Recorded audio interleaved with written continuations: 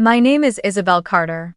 I am 22 years old and just graduated with a degree in communications, digital marketing from San Francisco State University. For many people, graduation day is the most important milestone of their student life. The long years of late nights and early mornings, the stressful exams, the moments when it felt impossible to keep going, all of it culminating in the moment you put on the purple gown and square cap, walk across the stage to the cheers of the crowd, and finally hold the diploma you worked so hard for. I used to dream about that moment too, but what I longed for even more was not the piece of paper, but the sight of my parents and my family sitting in the audience, clapping, smiling, and feeling proud that their daughter had made it to the finish line. For 4 years, I gave everything I had, partly for myself, but also to prove that I deserved recognition, that I was not less than anyone, not even my younger sister Vanessa, the family's Livestream star. That morning, as I stood in front of the mirror in my small dorm room, I looked at myself dressed in the purple gown, my wavy brown hair framing my face. I held a bouquet of roses my best friend Rachel had bought for me, and my heart swelled with a quiet, unexplainable hope. I imagined my parents walking into the auditorium, searching for me among the rows of graduates, their faces lighting up the moment they saw me. I pictured my mother crying with emotion, and my father, who was usually stern, giving me a subtle nod, the kind of nod I had waited for my whole childhood. But as the ceremony drew closer, my phone stayed silent. No call, no message. I decided to call them myself, only to hear my mother's clipped voice. "Isabel, we're busy today. Vanessa has a special live stream celebrating 1 million followers, and we need to help her prepare. You understand, don't you?" I froze, my heart clenching as if someone had crushed it in their fist. My voice trembled as I whispered, "But today is my graduation." My mother's tone stayed cold. "Yes, I know, but this live stream is very important for your sister's career. Be understanding, Isabel. I know you'll be fine." I hung up, paralyzed, the bouquet suddenly feeling as heavy as a stone in my hand. For a moment, I wanted to throw it away, but instead I gripped it tighter and forced myself to look into the mirror. Quietly, I told myself, "It's okay, I made it here on my own." It wasn't the first time I had been abandoned because of my sister, and I knew it wouldn't be the last. But that day, the pain pressed down on me like an open wound that refused to heal. I took a deep breath, wiped the corner of my eyes, and stepped outside. When my name was called on stage, the sound of applause filled the auditorium. I smiled, walking forward through the cheers of my classmates, but inside I felt hollow. My eyes drifted to the section reserved for parents.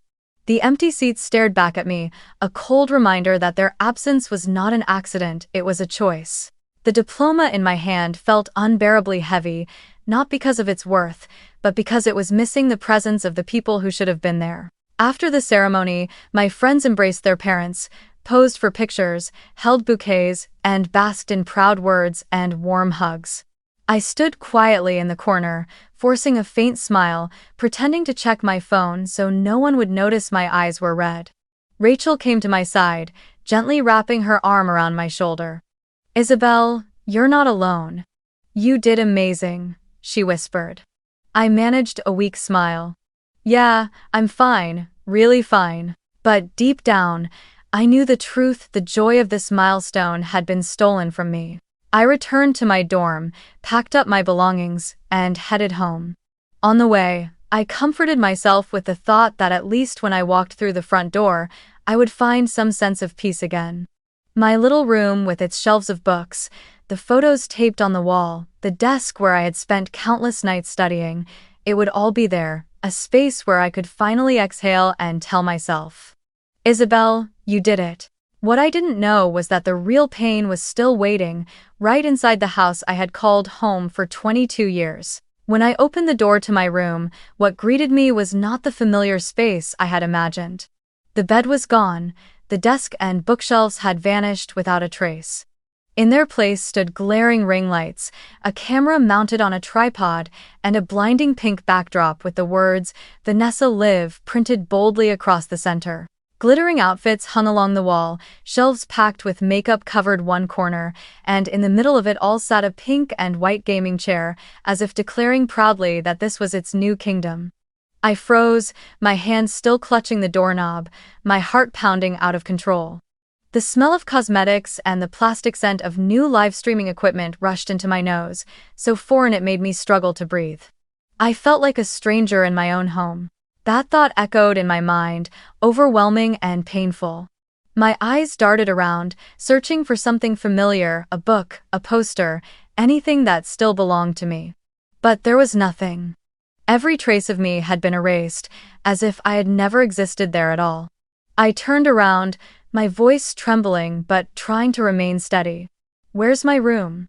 The question came not just from my lips, but from the torn pieces of my heart. My mother came up from the kitchen, still holding a tray in her hands, her eyes indifferent as if I had asked the most trivial thing.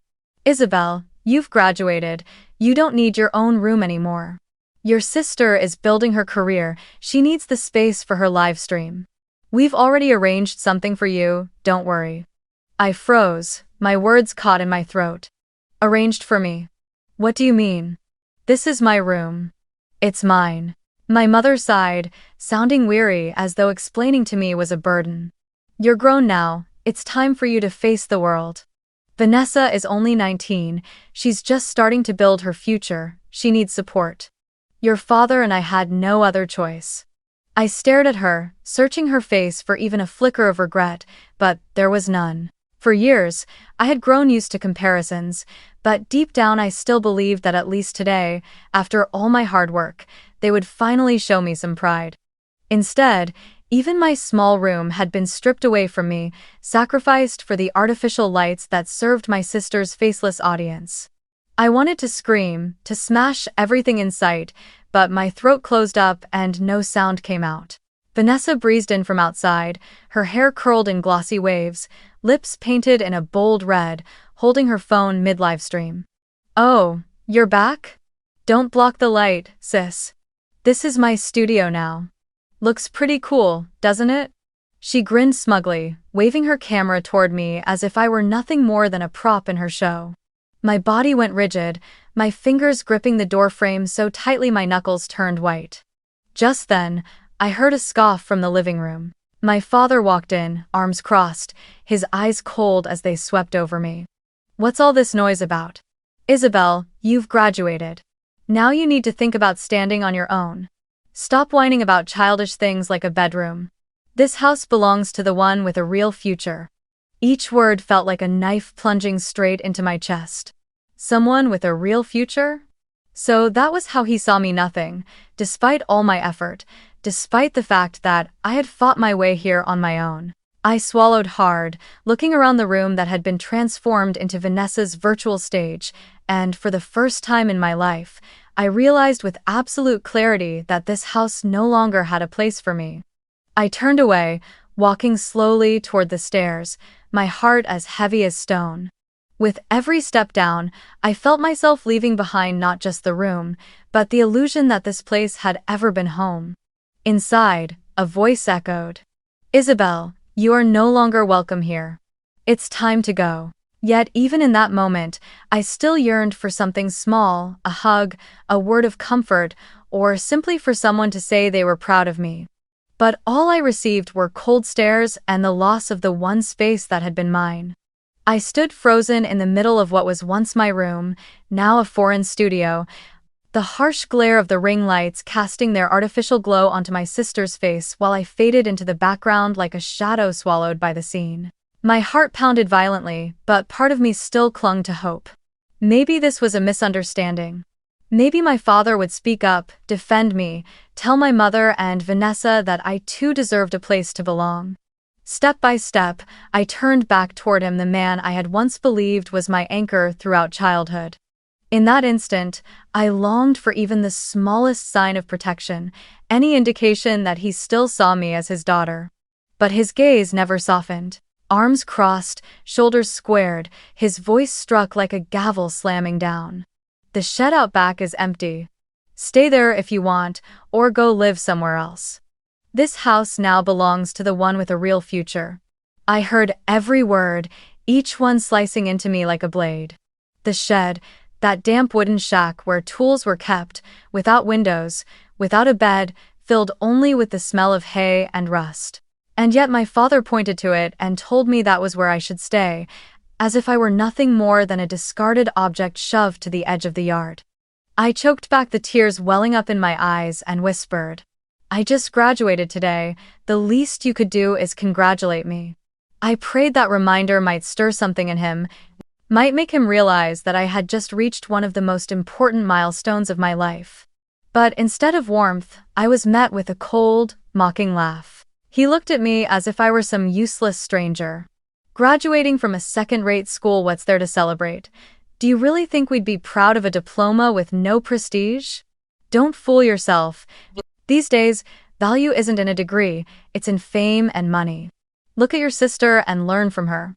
In that instant, memories of my childhood came rushing back like a wave drowning me. I remembered the times I brought home straight A's, eager to show them, only to hear the dismissive reply, "Yeah, fine. But look at your sister dancing, see how many people adore her." I remembered winning first place at a statewide speech competition, holding the shining trophy in my arms, while my parents left the ceremony halfway through just to take Vanessa to her performance. I remembered the countless nights I studied alone in my room, fighting through every obstacle by myself, only to wake up the next morning to their questions. "Did you cook something for your sister?" Never once did they ask how my studies were going. And now, even after reaching a major turning point in my life, they still erased it completely because to them, a social media star was worth more than a daughter who fought her way through with persistence. I no longer felt like blood in this family. Every word from my father cast me further out, turning me into an unwelcome guest in my own home. I turned to Vanessa. She was giggling, her phone aimed at me, her eyes gleaming with amusement as she captured the scene of my humiliation. "Did you hear that, sis? I'm the one with a future. That shed outside is perfect for you, at least it's quiet. No one's ever going to watch your live streams anyway, so you won't be disturbed." She spoke each word clearly, scattering salt onto the wound that was already bleeding. I wanted to scream, to ask them, what about the years I worked until I collapsed? What about the nights I stayed awake? What about the dreams I carried inside me? Do they mean nothing? But I already knew the answer. In this house, none of my effort ever counted. If I didn't shine like Vanessa, I would forever remain invisible. I turned away, trying to hide my tear-streaked face. My trembling hand still clutched the diploma inside my bag, now as heavy as a useless stone. Standing at the bottom of the stairs, I glanced back one last time, hoping my father would call me back, hoping my mother would look at me differently, hoping for some small miracle. But all I saw was the blinding glow of livestream lights flooding the room that once belonged to me, and my father's cold silhouette sitting in his chair, not even sparing me a glance. That night, as I sat alone on the porch, the sound of crickets filled the silence, and a bitter truth settled into my heart. I was nothing more than an invisible daughter in this house. They had made their choice clearly. On one side was the dazzling social media star, and on the other was the quiet daughter who had just graduated from a school they dismissed as worthless. And I knew their choice would never fall on me. I sat outside for a long time, staring quietly at the house lit up brightly inside, yet holding no space for me anymore. Every laugh and every word from my sister's room, the room I had grown up in, cut into me like a knife twisting deeper into my chest. My mother busied herself in the kitchen, preparing late-night snacks for Vanessa, while my father leaned back on the couch, replaying clips from her live stream, his face glowing with pride. Not a single one of them remembered that today had been my graduation. Not one of them asked if I wanted a dinner to celebrate. I sat there, my hand trembling as it gripped the strap of my bag, my tears long dried, leaving only numbness and a vast, hollow emptiness inside me. By midnight, when the whole house had fallen silent, I quietly slipped into the basement storage room where they had shoved old suitcases and cluttered cardboard boxes.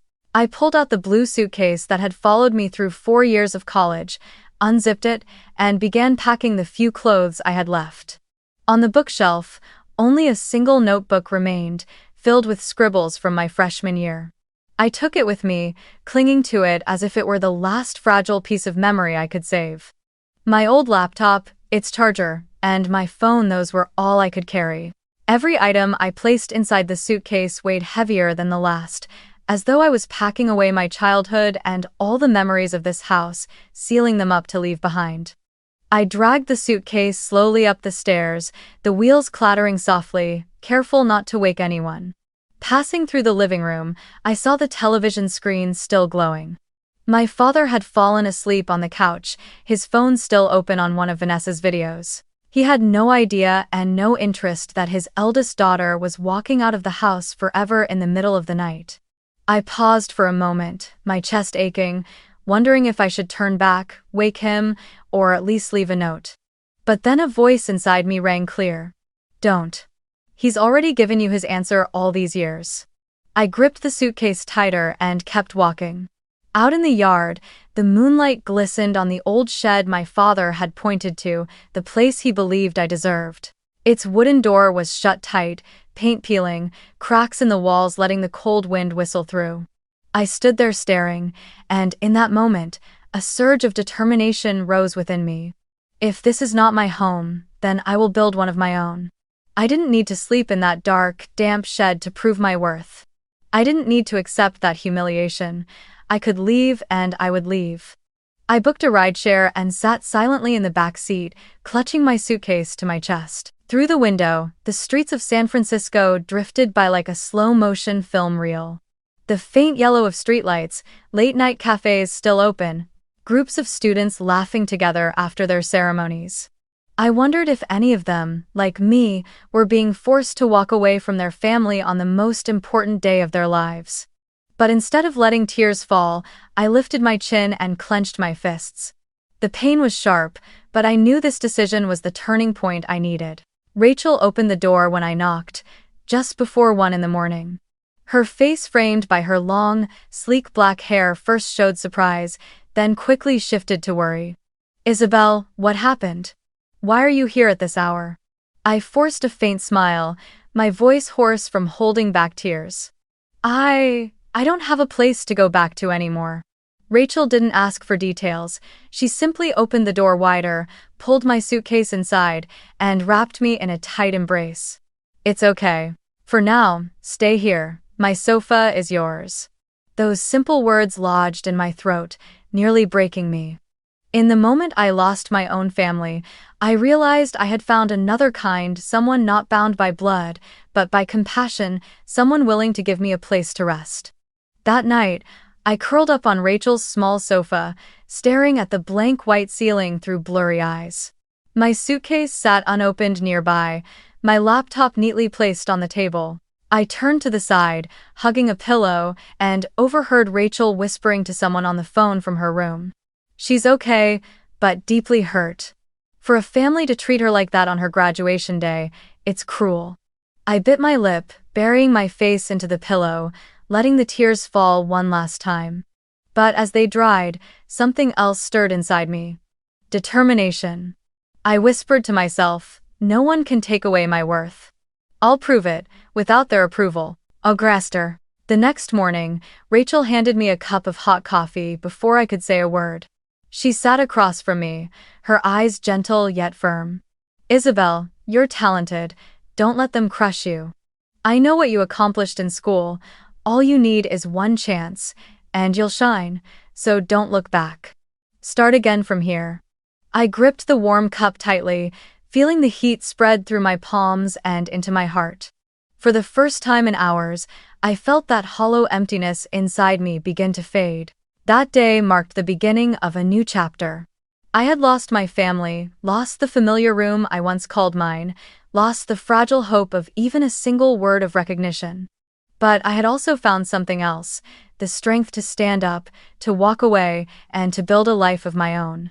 And I swore to myself that one day, they would be forced to look back and see that the daughter they had called invisible had stepped out of the shadows to write her own story. The first days at Rachel's place felt uncertain, suspended between gratitude and fear. I was thankful for her shelter, yet anxious about a future that seemed like a blur. I couldn't stay on her sofa forever, watching others live their lives while I hid from my own reality. After a week, I started combing through job sites, sending out applications everywhere I could. Most companies demanded a minimum of 2 years' experience, something I didn't have as a fresh graduate. My inbox filled with rejection emails until it felt like a graveyard of small, crushed dreams. But I refused to let myself collapse.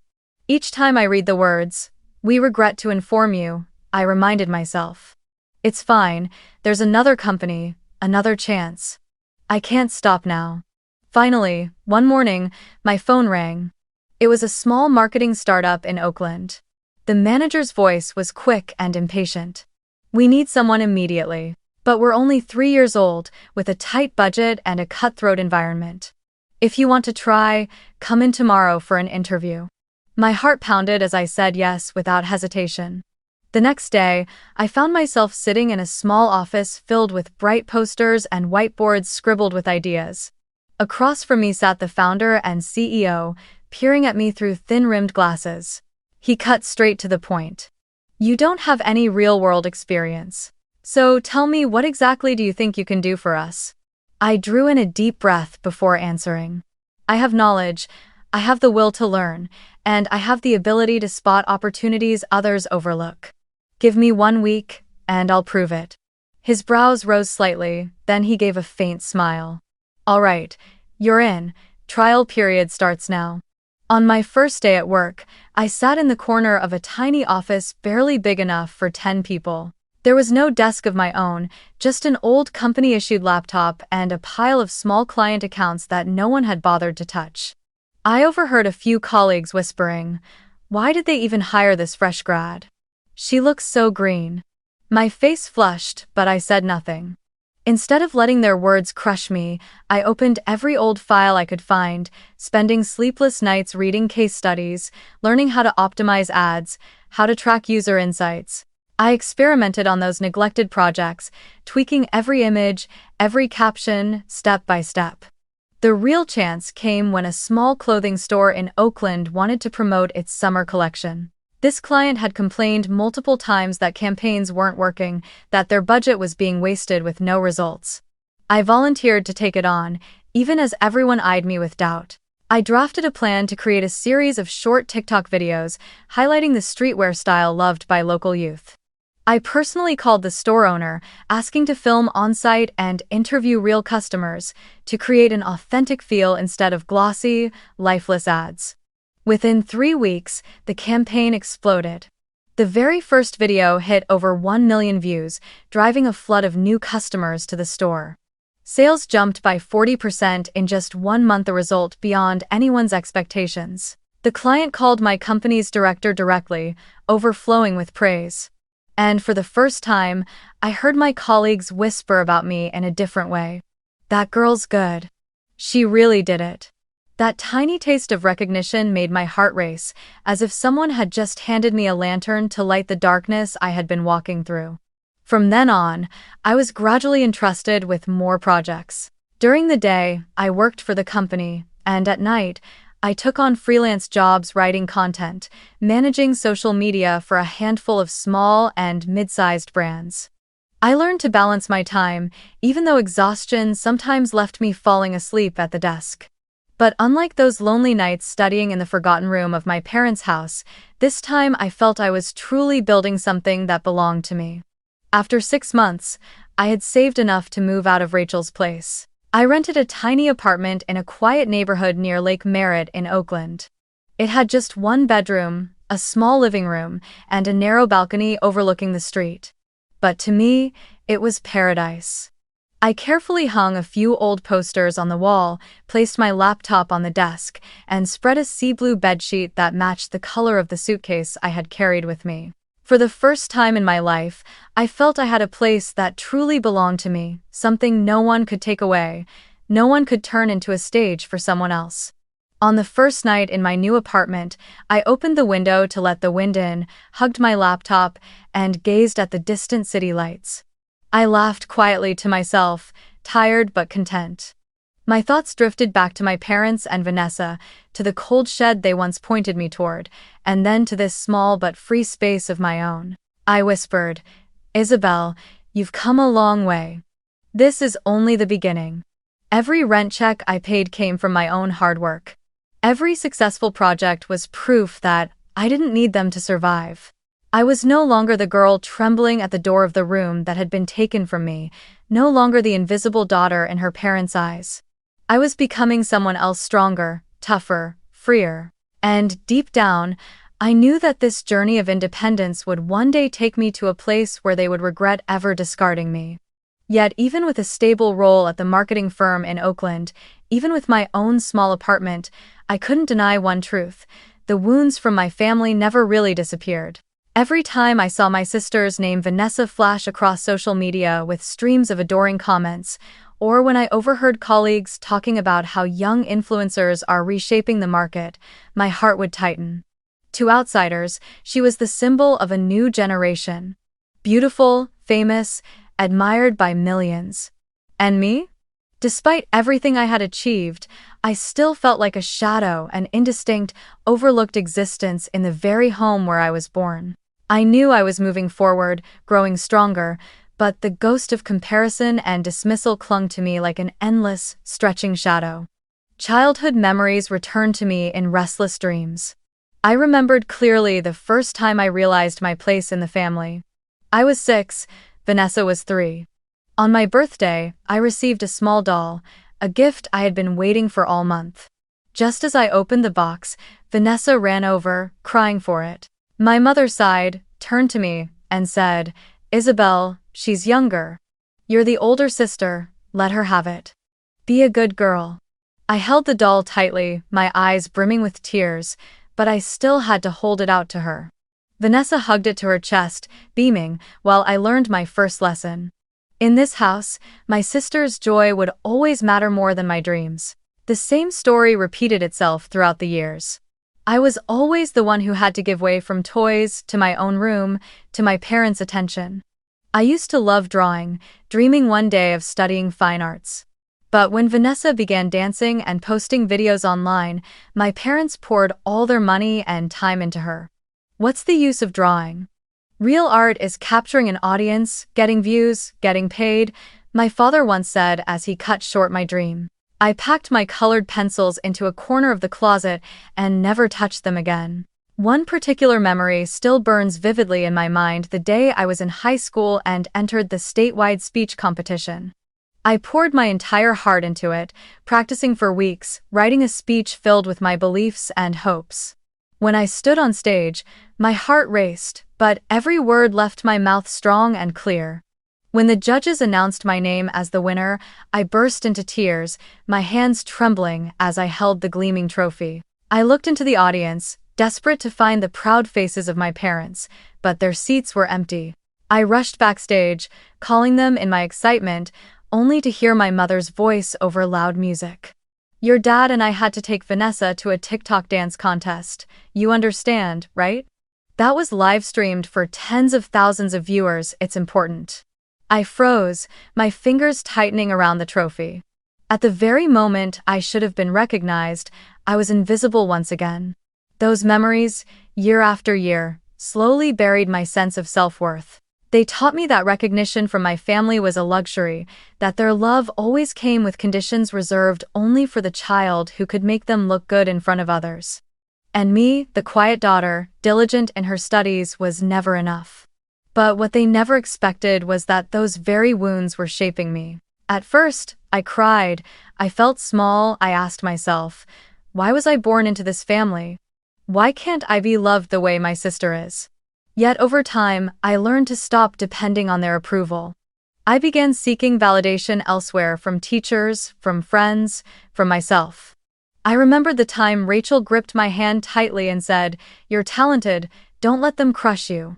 Those words became an anchor, giving me the strength to rise each time I fell. I realized that if I kept waiting for my parents to turn and see me, I would remain in the shadows forever. So I chose another path, the path of standing firm on my own feet. I threw myself into work, learning relentlessly, letting small victories stack up into a brighter journey. I turned the pain of being compared into fuel to prove that even without fame on the internet, I could still create real value. There were nights when, after completing a successful project, I would sit by the window of my small apartment, looking out at the city lights, and wonder, if my parents could see this, would they change their minds about me? But then I would smile and shake my head. The answer no longer mattered.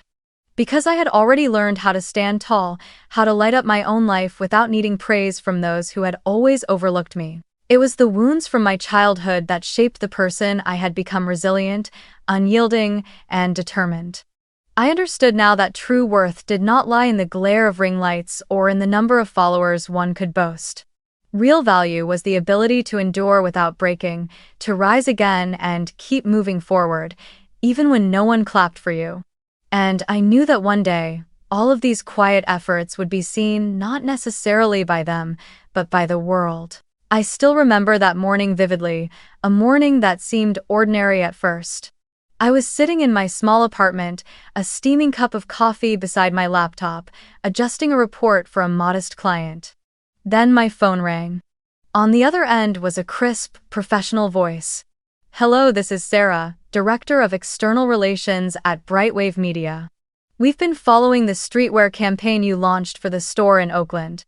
Truly impressive. Our company would like to invite you to Silicon Valley to discuss an international collaboration." I froze. Brightwave Media was not an unfamiliar name. It was one of the leading digital media corporations, famous for global campaigns that reached tens of millions. I took a deep breath and replied steadily, "Yes, I'd be honored." But when I hung up, my hands trembled so badly I nearly spilled my coffee. On the day of the meeting, I wore a simple gray blazer and the old pair of heels I had kept since my internship days. The Brightwave Media headquarters in downtown Palo Alto gleamed with glass and steel, exuding authority with every step I took inside. I told myself to stay calm, but my heartbeat was so loud I feared the people across from me might hear it. In the conference room, the global strategy director and a team of associates were already waiting. They pulled up a large screen and replayed the TikTok video I had created for that small clothing store. One of the managers spoke. "We've never seen a low-budget campaign achieve this level of community impact. Isabel, we want you to bring this mindset to an international campaign targeting both the Asian and European markets." For a moment, I hesitated. I was just a young woman who had built her career from nothing. How could I possibly carry the weight of such a massive project? But immediately, a voice inside me answered. "You once thought you wouldn't survive after being cast out of your own home. Yet you did. You once thought no client would ever trust you, and you proved them wrong. So why not now?" I lifted my head, looked them straight in the eyes, and said, "I'll do it. But I need the freedom to create in my own way. I won't be confined by pre-made templates." The negotiations stretched on for nearly 2 months. I had to prove myself with detailed plans, trial runs, and projected data. I spent countless sleepless nights poring over numbers, researching the cultures of different countries, analyzing social media trends across regions.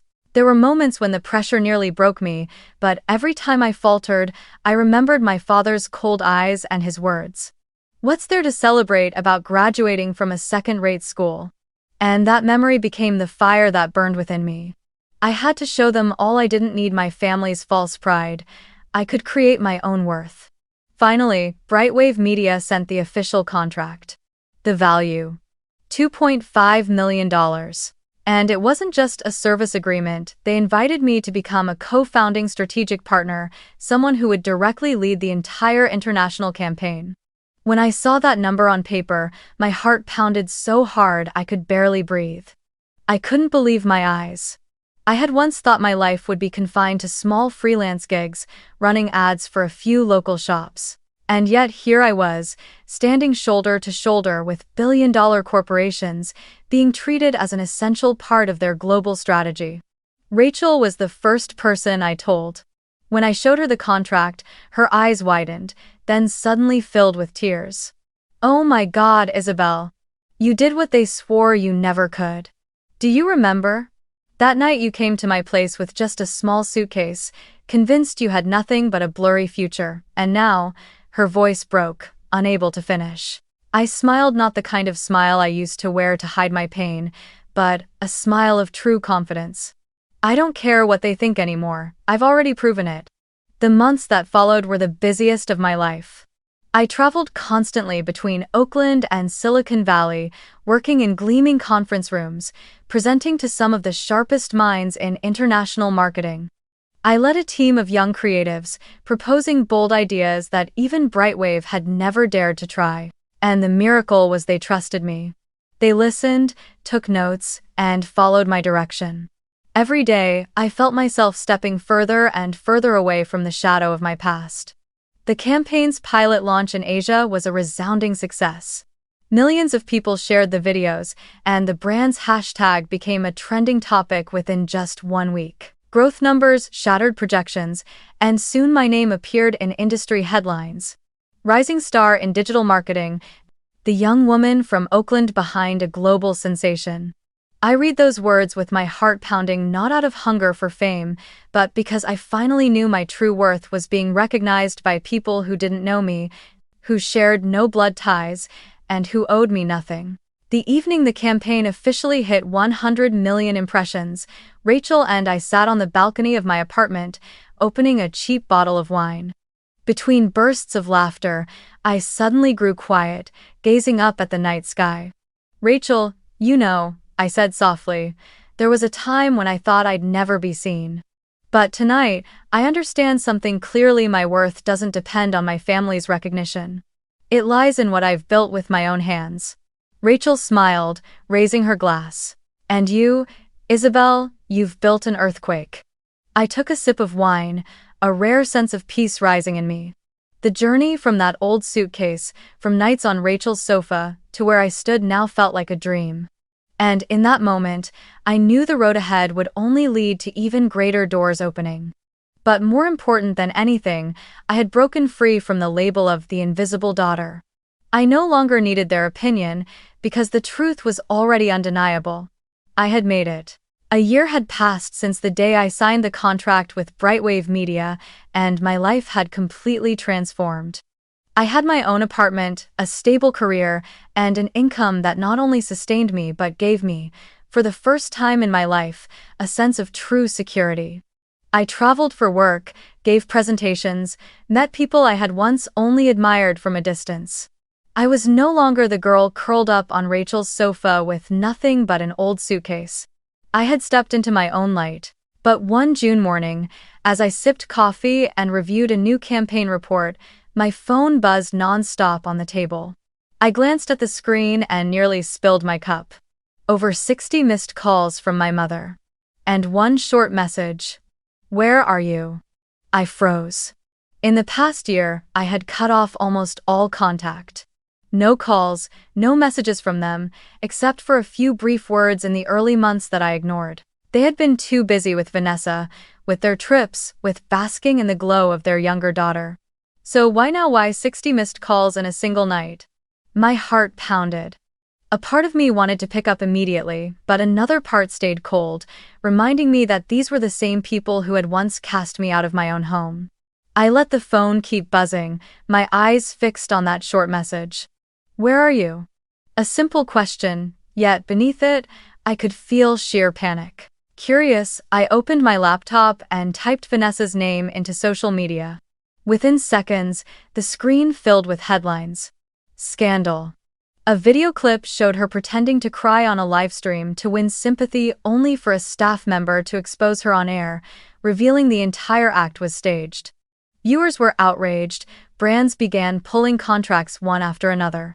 In less than a week, Vanessa's golden livestream star image had completely collapsed. From a girl with millions of followers, she had become the subject of mockery everywhere. I sat in silence, my hands trembling not from gloating, but from realizing how painfully familiar this story was. They had built everything on illusion. And now that illusion had shattered, dragging the entire family down with it. I scrolled through more articles and realized the fall was even worse than I thought. Vanessa's biggest sponsorship deal worth nearly $1 million had been cancelled, with a demand for damages due to breach of contract. The sponsor hadn't just pulled out, they were suing, claiming their brand image had been severely harmed. My parents, who had poured every cent and every ounce of faith into Vanessa's career, were now facing a financial crisis. The house that once blazed with camera lights was now on the brink of foreclosure. And so they turned to me. Me, the daughter they had once shoved toward a cold, damp shed. Me, the one they mocked, saying I had no future. They called me more than 60 times in one night, clinging to me like I was their last lifeline in a storm of their own making. I sat there staring at my phone screen, at the number 60 flashing, at the words, "Where are you?"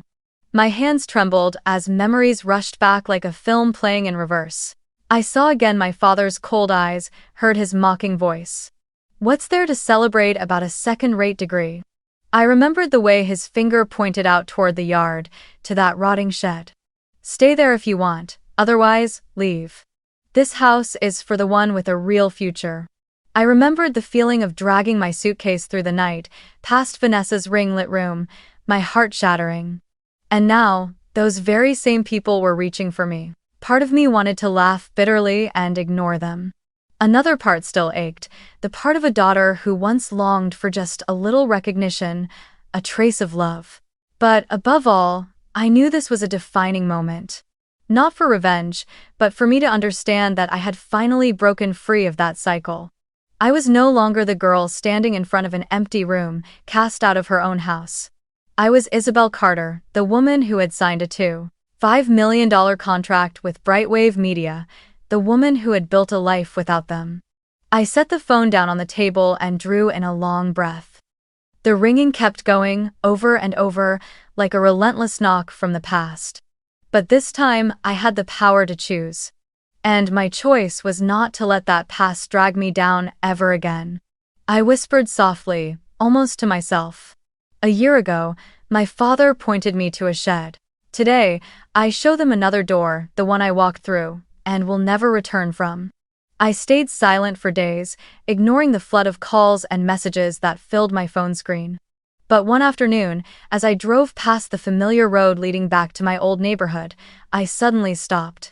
The house was still there, its paint peeling in patches, the iron gate loose on its hinges, weeds crawling over the fence. It was no longer the brightly lit place it once was, buzzing with the false laughter of live streams. I sat in the car, gripping the steering wheel tightly, hesitating for a long time. Part of me wanted to keep driving, to pretend the past was dead. But another part of me urged, it was time to face them, not to rekindle family ties, but to show them that the choice they made back then had led them exactly here. I stepped out, the click of my heels sharp against the pavement. The sleek black car behind me reflected a confident figure, a stark contrast to the girl who had dragged a suitcase into the night just 1 year ago. The door creaked open, and my mother appeared. Her face was gaunt, dark circles hollowing her eyes, strands of gray weaving through her hair. The moment she saw me, she broke down, clutching my hands as if afraid I might vanish. "Isabel, you're home, thank God. You have to help us, your sister. She's losing everything." I looked down at her trembling hands but didn't squeeze back. A chill spread through me instead. Then my father stepped out. The arrogant pride that once radiated from him was gone. His shirt was wrinkled, his posture weary. But in his voice still lingered that old commanding tone. "Isabel, you're talented, you're working with a big company now, you have connections. Use your reputation in the industry to speak for your sister. If you don't step in, her career will collapse, and this family will be finished." I lifted my eyes to him, and, in that instant, a ghost from a year ago flickered before me. Him standing in the living room, pointing toward the backyard, his voice cold and sharp. "The shed is empty. Stay there if you want, or leave. This house is only for someone with a real future." A shiver ran through me. But this time, instead of silent pain, I let a faint smile curl across my lips. I looked straight into my father's eyes and said slowly, "Do you remember what you told me a year ago? That this house was only for the one with a future? Today, I stand here not to beg for your recognition, but to show you. I am the one with a future. And you are the ones who chose to turn your backs on it. My mother broke into louder sobs, trying to pull me into the house, but I stood firm as stone. Isabel, please, save your sister, save this family. We are blood. You can't abandon us, can you? I turned to her, my gaze like ice. Blood? When I won the state speech competition, your seats were empty. When I graduated, you left for a live stream. When I needed just one word of congratulations, you pointed me to the shed. Don't talk to me about blood. Blood doesn't treat each other like that. The air went silent, broken only by my mother's muffled cries. Vanessa appeared at the top of the stairs, her makeup smeared, her eyes swollen red. Her voice trembled as she spoke. Sister, please. I was wrong. I need you. I looked at her, the same sister who once smirked when I was cast out of my room. The one who called me a failure. I sighed. Vanessa, I don't hate you, but I won't save you. The path you chose led you here, and so did its consequences. I once wanted to belong to this family, but you and our parents taught me long ago that I never did. I turned and stepped down the porch. My father's voice rang out behind me, heavy with desperation. Isabel, if you leave, no one will save us. I stopped for a moment, my back still to them, and spoke slowly but firmly. A year ago, you pointed me to the shed. Today, I show you another door, the one I am walking through, and I will never look back. I strode toward my car, the rhythm of my heels steady like a calm heartbeat. As the door shut behind me, I glanced into the rearview mirror. My parents stood on the porch, small and broken, stripped of the pride they once wielded. Vanessa collapsed onto the steps, her face buried in her hands. The sight stirred neither triumph nor regret in me. It only confirmed one truth. Everyone must face the weight of their own choices. They chose to abandon me. And now, they would live with the consequences. The car rolled forward, leaving behind the house that had once been called home. But in my heart, it was nothing more than a memory now. I didn't need to look back, because the road ahead was where I truly belonged. And for the first time, I felt my wings spread wide, no longer bound by false recognition, no longer living in anyone's shadow. I was free. A week after I returned to that old house and spoke my final words to my parents, I decided to host a small gathering in my new apartment. Not a lavish party, not the blinding lights of a livestream stage like the house I grew up in, but a simple, cozy space where I could invite the people who had truly walked this journey with me. I stood in the kitchen, arranging the food myself. A few plates of salad, a pot of steaming pasta, and a bottle of wine Rachel had brought back from a recent work trip. I wanted everything to be genuine, humble, no spectacle, no performance, no artificial lights. When the doorbell rang, Rachel was the first to arrive. She hugged me tightly, her eyes glimmering with joy. Finally, you're smiling without having to force it. I laughed and replied, yeah, and I owe so much of that to you. Next came a few colleagues from Brightwave Media, the ones who had stayed up all night with me to push campaigns through, who had eaten cold pizza in conference rooms, who had cheered when our success became real. They walked in, shedding their business blazers, relaxing into the warmth of friendship. No one saw me as a junior employee anymore, but as an equal, a true part of the team. My small apartment quickly filled with laughter. We ate, we shared stories of those difficult early days, and we doubled over laughing as we remembered silly mistakes we had once made. I sat back on the sofa, glass of wine in hand, and looked around the room. Every face glowed with genuine smiles, unforced and true. No one was posing for a camera, no one was performing for likes or shares. There was only the honesty of joy, shared within the four walls of my little home, a warmth so real that it nearly brought me to tears. Rachel lifted her glass toward me and said, Isabel, you've come such a long way. From that night with nothing but a small suitcase and tear-stained eyes, to this moment today, where you've built your career and created a home of your own. We're proud of you. Everyone raised their glasses in unison, the sound of cheers filling the room and sending a rush of warmth through my chest. I took a small sip of wine, set my glass down, and stood. The room gradually grew quiet, every gaze turning toward me. I drew in a deep breath, my voice trembling slightly but steady at its core. Some of us aren't lucky enough to be born into families that know how to cherish us. I was belittled, compared, cast out of my own room to make space for a false spotlight. For a long time, I believed my worth depended on whether my parents were proud of me. But standing here today, I understand something. Family isn't about blood. Family is the people who choose to stand by you, who lift you up, who love you without conditions. I paused, glancing at Rachel, the friend who opened her door to me on a rainy night, and then at my colleagues, who trusted me even when I was just the new girl. Smiling, I continued firmly, I lost a family, but I also found a real one. And that is worth more than anything else. The applause that followed wasn't loud, but it was warm and true.